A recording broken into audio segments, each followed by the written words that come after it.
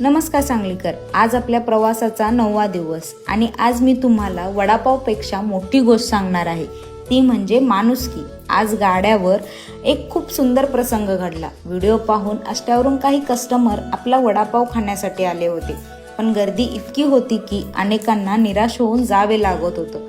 खरं सांगायचं तर हे बघून मलाही खूप वाईट वाटत होतं।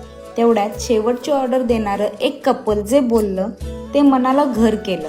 त्यांनी 2 वडापावची ऑर्डर केली होती, पण ते म्हणाले, ताई आम्ही एकच खातो, एक त्या रस्त्यावरून आलेल्या दादांना द्या। आणि त्याच वेळी 2 कॉलेजचीही मुलं म्हणाली, आम्ही येतेच राहतो, आम्ही उद्या येऊन खाऊ शकतो, पण हे लोक एवढं लांबून आलेत, पहिला त्यांना द्या। बस त्या क्षणी मला जाणवलं, आपलं फक्त वडापाव विकत नाही आहे, तर आपण माणसं जोडतोय। आजकालच्या काळात प्रत्येकजण स्वतःचा विचार करतो असे म्हणतात, पण आज माझ्या गाड्यावर मला खरंच सांगलीकरांचं प्रेम दिसलं। कॉम्प्रोमाइज नाही तर आपुलकी दिसली। आजचा दिवस मला पुन्हा एकदा शिकवून गेलं, आपुलकी अजून जिवंत आहे आणि ती आपल्या माणसामध्येच आहे। व्हिडिओ आवडला असेल नक्कीच लाईक, शेअर आणि फॉलो करायला विसरू नका।